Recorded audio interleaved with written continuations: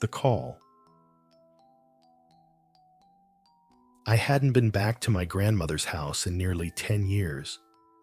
It was a narrow, 2-story brick home in southern Poland, nestled at the edge of a forest that always seemed too quiet. My brother and I spent summers there when we were children, chasing frogs, climbing trees, making up ghost stories we half believed. That was before the accident, before I lost him. I returned in winter, after my grandmother passed.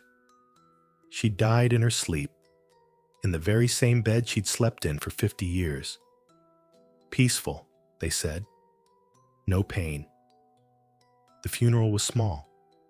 Snow fell like ash the entire time. Afterward, I stayed in the house for a few nights to sort through her belongings, alone. I thought I could handle it. The house hadn't changed. The wallpaper still peeled at the edges. The creaky staircase still groaned like it remembered every footstep. And in the hallway near the kitchen, the old black rotary phone still sat on its little wooden table. Dusty, disconnected, silent. I remember tracing the cord with my fingers. It hadn't been plugged in for years. My grandmother kept it there for the memories, she used to say. That first night, I barely slept. The wind rattled the windows, and the house sighed with the weight of time. I made tea around midnight and sat at the kitchen table, trying not to think. That's when the phone rang. I dropped the mug. The shrill sound echoed down the hallway, too loud, too alive. I stared at it. It rang again. I walked slowly, unsure if I was dreaming. It rang a third time. I picked up the receiver. Static. Then, hello? My blood froze. It was his voice. My brother. Not a recording. Not a memory. Him. Software. Calm. Like he'd just stepped out of another room. It's cold here, he said. I couldn't speak. I'm coming to get you, he whispered.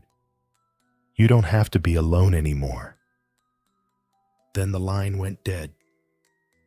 I stood there for a long time, the receiver still in my hand. When I finally set it down, the house was silent again. I checked the line. Still unplugged. Still dead. That night, I sat in the living room with every light on. I didn't sleep. I told myself it was grief, exhaustion, a dream I hadn't realized I'd had. But when I went into the hallway the next morning, I found them. Wet footprints.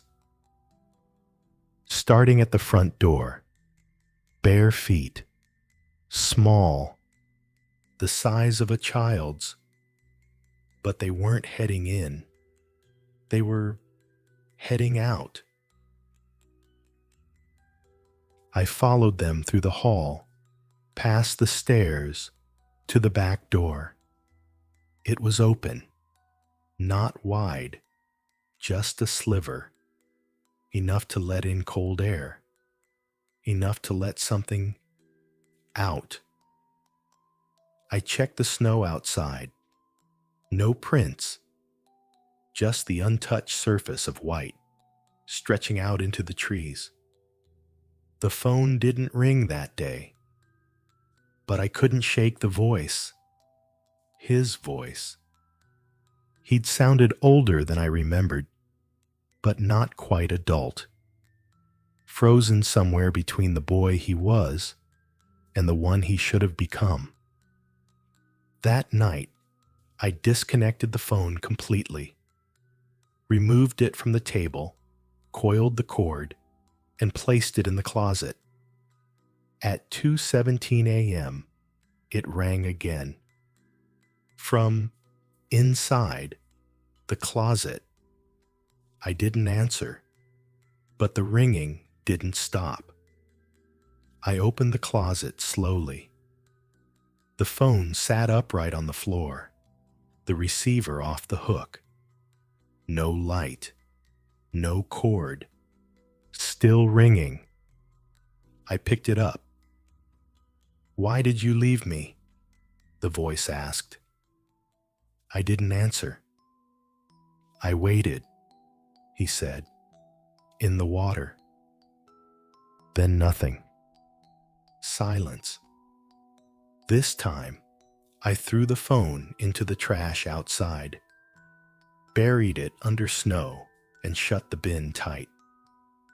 The next morning, the phone was back on the table, dry, untouched, but the floor beneath it was wet.